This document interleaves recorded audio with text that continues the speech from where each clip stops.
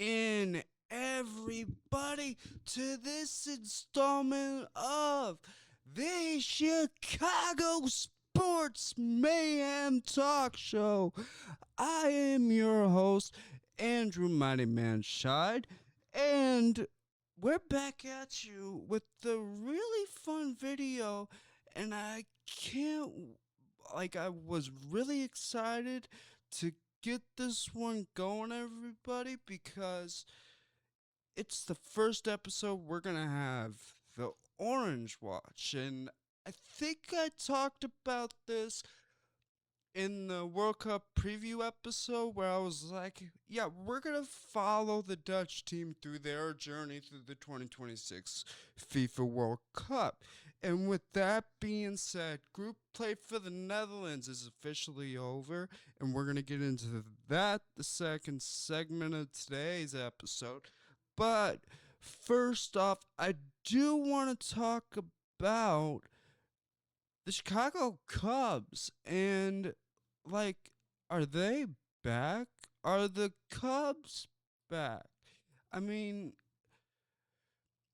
that's a big question, right? Like, I don't know. They had a good series against the Mets. It's finishing up tonight. They had a good first three games. But is this sustainable? Is this the Chicago Cubs we're going to see for the rest of the season? And I just don't know. I don't know if this is what we're going to see for the rest of the season. Now, if they can sustain it and take down some good teams, and when I say good teams, I mean the Atlanta Braves, the Los Angeles Dodgers, the New York Yankees. Those are good established teams who know what they're worth in the MLB. So I'm not going to say the Cubs are completely out of their hole. I'm going to say that they're starting to crawl out of it. And there's nothing wrong with that because this Cubs team has a fan base that is just amazing. And they always stick behind their Cubs. Now, in these first three games against the Mets, let's take a look at this. Well, there you see it. They woke up in New York, and about time, in my opinion. I just think that they were pressing too much. And when you ask Craig Counsell, is this team pressing? And he goes, I don't know. I don't know if they're pressing. That is one thing that a manager should know, people. That is one thing that a manager should know. Now, I'm not saying that every manager should be perfect, but a manager should know if his team is pressing or not. Anyway, but going into game 4, they won the first game 9-6. Pete Crow, Armstrong, and Swanson smack crucial home runs to secure that victory, and that was per ESPN. June 24th, game 1 of that day, because remember Monday's game was rained out. They played a doubleheader yesterday. Game 1 was won 10-3. Swanson had a great game, in my opinion, in that respect. Game 2, 10-5. They only gave up 2 more runs in game 2 than they did in game 1. So they didn't fall from game 1 to game 2. And you see that sometimes when the same guy starts in both games, he's not going to play as well in game 2. That's not what I saw yesterday out of the Chicago Cubs, and it was great to see him, play good in both of those games and take both wins. So going into tonight, you're going for a sweep, and that's amazing. The Mets have not been at the top of the league this year. They kind of been floating around the middle a little bit. But these numbers for these 3 games were just astronomical, especially yesterday. Scoring 20 runs between the 2 games was just amazing. You could see Swanson just lit up this weekend, and that's something we're going to talk about in this segment. We're going to talk about the Cubs and White Sox. Um, and I think that it's just this team is finally waking up and getting back to where they were to start the season, right? And I think that's the big thing. They have to get back to where they were to start the season. Now, I will say this. I'm not 100% going to say they're a team that can't get beat because they're a team that are. And they've shown it time and time again. We saw it with the 10-game losing streak. I mean, they can't get beat. They can't fall on hard times. Pitching is still beat up for the Chicago Cubs. They have so much to deal with. But that's when Craig Counsell, as a manager, should know when what he wants to do and when certain guys should be ready to be called up. But in my opinion, and some people might disagree with me, and that's okay. That is completely okay. But I believe that the Cubs have spent so many years building up their farm system, then they brought up all those guys. And when I say all those guys, I mean PCA and all these guys. It's just they have no one left in that farm system that's even ready to come up if you needed them. So I think the Cubs farm system, in my opinion, right now is seriously lacking. Unlike the guys on the south side of town, who have one of the best farm systems, in my opinion, in the major leagues. But I'm not going to say this Cubs team is completely out of the hole, but they're showing great, great signs of life. And I'm excited to see what this Northside team does going forward. Now, with that being said, the Southsiders in this series, this past series against the Cleveland Guardians, they have this Thursday, June 25th off, which is today. And they start a 3-game series June 26th against the Kansas City Royals at home. But are the White Sox in trouble? Because what I saw, and we're going to get into it, what I saw from this team in this 3-game set against Cleveland Guardians, which to me this is one of the most crucial series if you were the Chicago White Sox. And here's why I say that. You, going into this series, were tied with Cleveland for first place. Or no, you were a game back. I apologize. They were a game back from Cleveland in the division. And you were able to win the first 2, take a 1-game lead. That's fine. Yesterday, I do not like what I saw yesterday in terms of how long it took the Chicago White Sox to wake up. And thank God we had back-to-back homers from Brady Montgomery and Randall Grichuk to tie that game late and give us a fighting chance. But I do not want to go from the cardiac Bears to the cardiac Sox, because that's what it's starting to be, and I'm not too thrilled with it. And I said it on multiple shows during the NFL season that at certain points I was done with this late comebacks for the Bears, and I have to say the same thing here for the White Sox. I would like to see them get a comfortable lead, maybe 3rd, 4th, 5th inning, and then keep that comfortable lead. Do not give it up and continue to having to fight back. And yes, I get it. This White Sox team is very scrappy. They know how to play. They're very young. and I'm not putting anything past that. But let's take a look, everybody, at the last series for the White Sox offensively at the plate.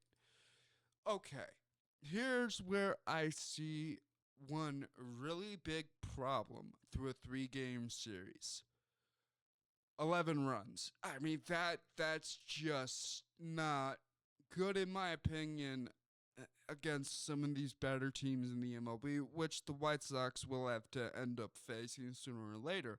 Remember, they just got off a stretch of facing the Atlanta Braves, the Los Angeles Dodgers, and the New York Yankees. So, could it be said that this team and some guys might be a little tired? Maybe. But they have to just, in my opinion, be ready for it. I mean, there's not much more you can do. But yeah, I mean, 11 runs, 25 hits, only 3 home runs. But, and this is one thing that I think always had me at scratching my head like, was this White Sox team gonna be just home run hitters and can't hit for contact, can't manufacture runs? I mean, that was a big, scary thing for me going into this season. And when I saw early how many home runs the White Sox were hitting, I'm like, oh my God, is this gonna be a home runner die type season for the White Sox? But they have proven time and time again that they can manufacture runs. So I don't think that they're in trouble in any way right now. I think that just as a series against Cleveland, they might have been in their heads just a little bit. But that loss yesterday to Cleveland, this is the one thing, and I'll say it again. This team does not let losses get to them. They don't dwell in the past. If they lost to Cleveland yesterday, going into tomorrow night against Kansas City, they're going to say, okay, new series, new day. We won the last one, 2-1. Let's win this series. And I think that's what's escaping a lot of people about this White Sox team, is they're not dominant in the fact of they're getting 10-game win streaks, 6-game win streaks, 8-game win streaks. It is the fact that they are winning series. So, in my opinion, I don't think they're in trouble. I was a little worried with some of the stuff I saw in the Cleveland series, but I think they can get past it and just continue to play better ball. I still believe that the White Sox are playing more competitive ball at the moment than the Chicago Cubs. I feel like the Chicago Cubs, when they do win, it tends to be blowouts, and they really don't have close wins. I feel like it's more exciting right now to go watch a White Sox game. But I digress. So, it's, a lot of fun stuff happening in Chicagoland when it comes to the MLB. But hey, we were talking about it a little at the beginning of the show. Don't know if you caught it, but if you did, a U.S. city has gone completely orange. What do I mean by that? Well, I guess you'll have to find out when we come back right after this. Do your kids love fire engines and the fire service? Come on down to the Elgin Fire Bar No. 5 Museum in Elgin, Illinois, 533 St. Charles Street. If you want to get married on the back of a fire engine, come on down to the Elgin Fire Bar No. 5 Museum. Rentals of the building starting out just $100. Join the thousands of people already through the doors. Don't wait, come now. Do your kids love fire engines and the fire service? Come on down to the Elgin Fire Bar No. 5 Museum in Elgin, Illinois, 533 St. Charles Street. If you want to get married on the back of a fire engine, come on down to the Elgin Fire Bar No. 5 Museum. Rentals of the building starting out just $100. Join the thousands of people already through the doors. Don't wait, come now.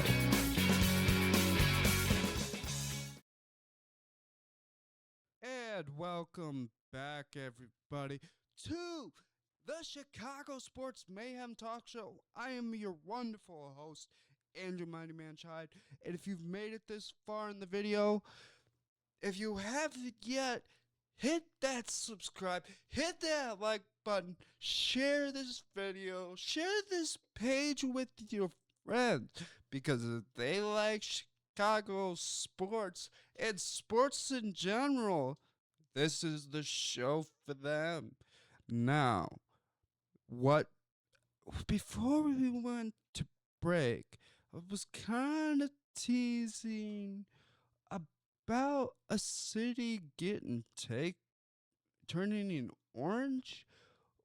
What does that mean? Well, the Dutch have officially landed in Kansas City. That is right, everyone. Kansas City welcomes the Dutch. And it's a lot. And I'll tell you what I mean by that. There is something the Dutch do called a fan walk. And I think we talked about this in a earlier episode, but here's the fun thing with the Dutch fan walk. They don't care if you're Dutch or not. Just show up where they tell you, wear orange, and march, and have a great time. That's what it means to be part of the Dutch fan walk. Kansas City, in my opinion, has had the best one so far in this tournament. Let's take a look at just how many people participated today. 22,000? That is right, people. 22,000 Americans and Dutch participated in the Dutch fan walk this afternoon in Kansas City, despite rain in the forecast. And I think the Dutch supporters are the best, and that is me being completely unbiased. I mean, completely and utterly unbiased. Now, you might be asking me, well, how have the Dutch been doing at the tournament? Well, group stages are officially over tonight. With that being said, the Dutch have won Group F. Yes. Hup, hup, hup. Okay, I feel good now. They've won Group F and will face Morocco on June 29th, which is only 3 days away. That's probably the only thing I don't like about facing Morocco is it's only in 3 days. But, I mean, the round of 32, that's gonna be fun to watch. Like I said, I'd much rather take on Brazil than I'd much rather take on Morocco than take on Brazil, which is another thing that could have ended up for the Dutch tonight. Luckily, that didn't end up happening. They will face Morocco on June 29th in the round of 32. But knowing that the Dutch have won that group just feels so good right now. I am ready so good on that. And you know what? Something I feel you guys need to see is a report by the local Fox 4 there in Kansas City in their report on this Dutch family because I can't give you any better description because I was not there, but these people were. So, in light of me saying that, let's take a look at Fox 4 Kansas City's report on the Dutch fan walk this afternoon. It looks like the weather may play a slight issue here. Hopefully they'll get the match in. Might be delayed a bit. Weather was not an issue earlier today when 22,000 or so orange-clad fans of the Netherlands gathered for that big march. This is 2.0. That was 1.0. Big Power and Light said that was the biggest party in the United States. Now, they went to Fan Fest at Liberty Memorial until the weather shut that down. And Fox 4's Dave DeMarco was there with him. Now he's moved over to Crown Center. Dave, that had to be insane. It was, and I suppose technically the weather only tried to shut the party down early. I'll get to that in just a second. But yeah, is when they did officially close Fan Fest at 2 o'clock and all those fans had to evacuate. We did too, and many of them came over to here where we are at Crown Center. Now, Fan Fest was supposed to open at 1 today, but most of those 22,000 fans that were part of that fan walk went straight to Fan Fest, so they opened the gates at least a half hour early. That meant they got to get in and get some food and drink and dance with the DJ for a little over an hour before they announced Fan Fest would be closing for the storm. The only thing is, right after they asked people to leave, the DJ started playing that popular Dutch football anthem we already heard here, then was popular during that Dutch orange bus throughout the fan walk, left, right, and a lot of people who were making their way to the exits ran back towards the stage for one last dance before most of those fans headed to the stadium on the buses. It's beautiful, man. It's a beautiful experience. I love it. I'm ready for the game. We're going to win 10-0.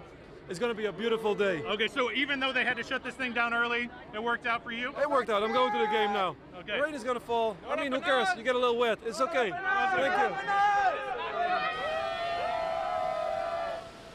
But it was ominous as those fans waited for the buses with the dark clouds overhead. Even as they were telling people to seek shelter over the loudspeakers, the awning at Crown Center here has been packed as people waited out the storm. But if I can take you back a few hours before the confusion of the rain, this is what it looked like for one big party as fans filled Grand in a sea of orange and followed the Dutch orange bus all the way from Power and Light to Washington Square Park. There was lots Hup, Hall, and Hup as the Orange Crush got hyped for the match, and Kansas City got an international experience of a lifetime as we were walking up with some of those fans up the hill to Fan Fest. They said it's like they'd been in one long line all day long, but it's a line like they've never experienced before, an international experience that is going to be a memory for a lifetime, and a lot of fun for fans so far today, despite the rainy weather here that hopefully we can get to move out soon enough, guys.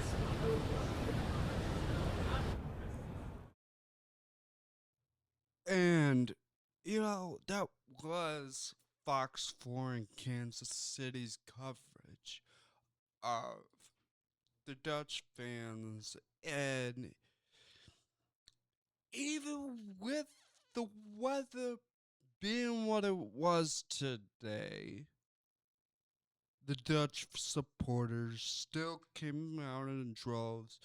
Over 20,000. I'm sorry. It's hard for me to wrap my head around that one. Just because it's just, are we gonna see the Netherlands become a European country that's well known here in the States? Because how many? Now, I'm gonna ask people this. How many of you who are not Dutch, but you know of the Dutch nationality, but you don't know where the country is. And I'm gonna be honest, a lot of people are like that. They go, well, where is the Netherlands? Where's the Netherlands? Well, it's a very, very small country, but it has a lot of pride. And that's all I gotta say about the Netherlands is that it's a small country with a lot of pride.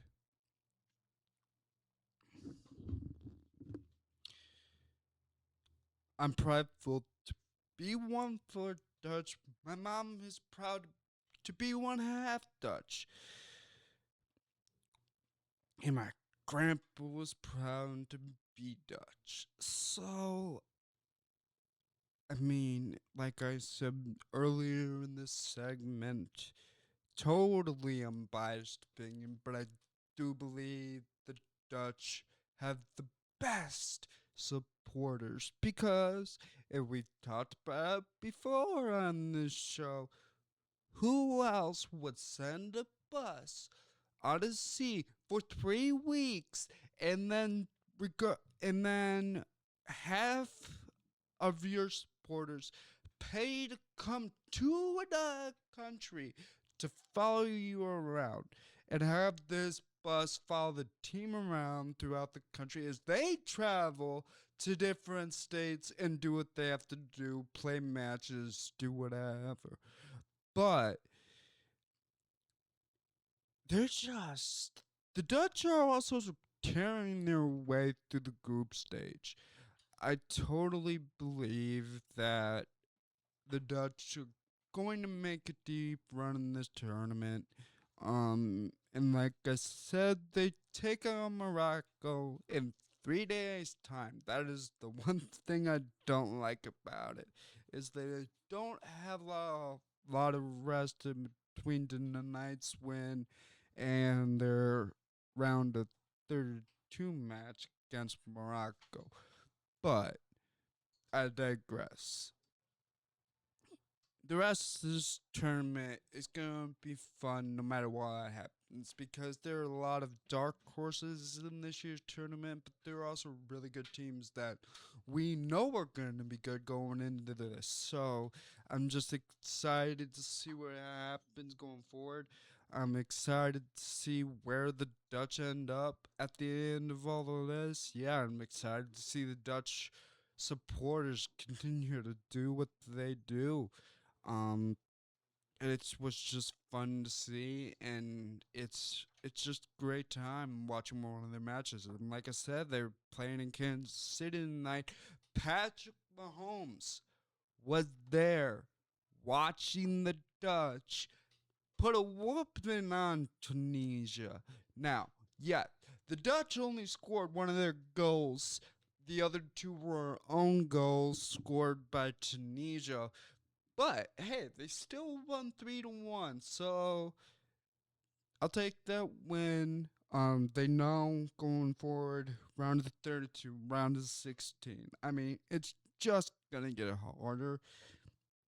Um, with that being said, um, there's a lot of upside to this Dutch team, and like I said, in my opinion, they're going to make a deep run this year. I'm not saying they're going to win.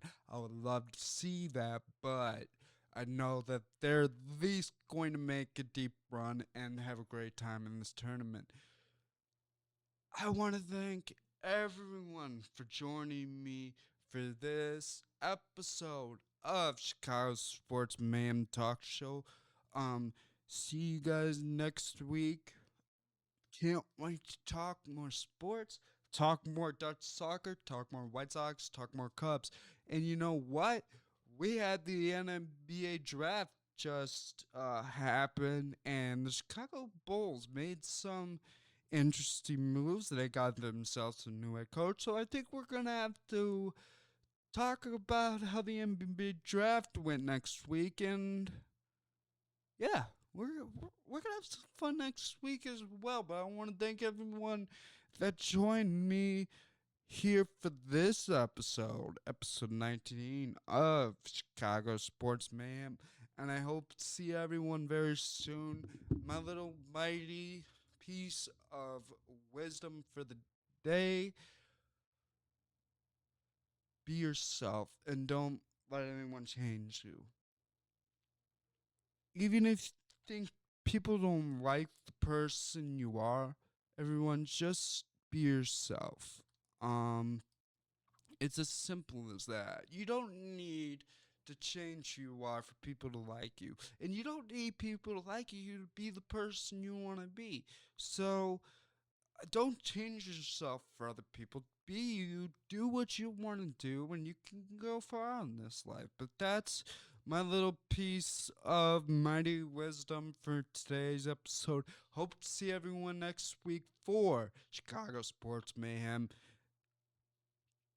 See you guys later.